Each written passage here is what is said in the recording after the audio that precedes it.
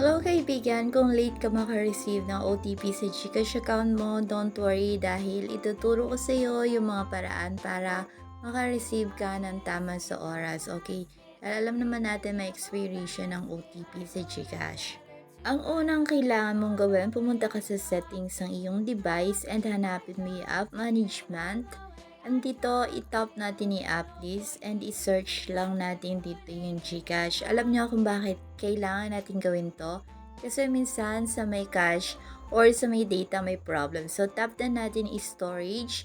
And here, mababasa natin dito yung clear cache. I-tap natin yan.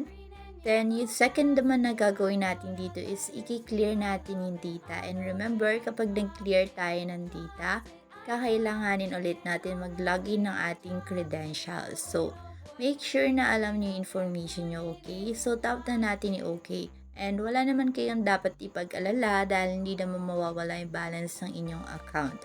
Kumbaga, magbaback to start lang. Ang dami kasi nagtatanong regarding that. Anyway, so after that, ang gagawin naman natin is kailangan natin siguraduhin na yung ating GCash app ay nasa updated version. Kapag kasi hindi updated version yan, ibig sabihin meron tayong mga problem na pwedeng may encounter. So dito, i-search lang natin sa Play Store or App Store yung GCash para makita natin kung updated pa ba yung version na ginagamit natin.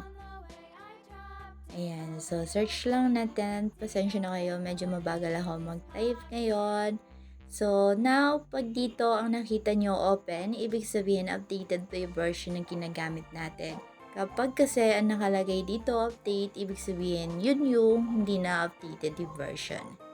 So yung pangatlo na gagawin natin is i-allow natin lahat ng permissions ni GCash.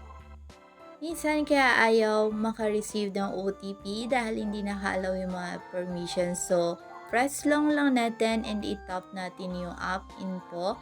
Then, i-tap natin dito yung permissions.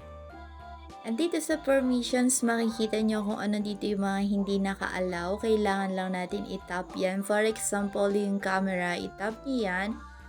And allow only while using the app or as every time, basta kailangan naka-allow yan. Then, malilipat yan sa may allow. And, ayan, i-allow lang natin lahat.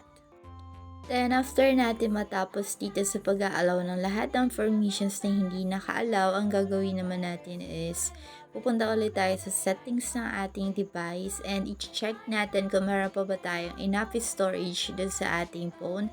And make sure din na updated din yung mismong device nyo, yung systems nyo. Kapag kasi hindi updated yung operating system nyo, magkakaroon tayo ng problem regarding sa ating mga apps, okay? Hindi lang sa GCash, sa lahat ng app. Anyway, so dito, nagki-clean na ako ng storage ng aking device. Pagkatapos natin gawin lahat ng yon, pwede na nating i-restart yung ating device. And kapag hindi pa rin kumana after natin ma-restart, pwede natin i-try sa ibang cellphone yung pag-open ng ating account. Or pwede naman tayo mag-try ng ibang oras dahil minsan yung mismong GCash app may problem, okay? Pero kung hindi pa rin kayo satisfied, pwede naman kayo mag-submit ng ticket and ang dami nating tutorial kung paano ba mag-submit ng ticket kay GCash.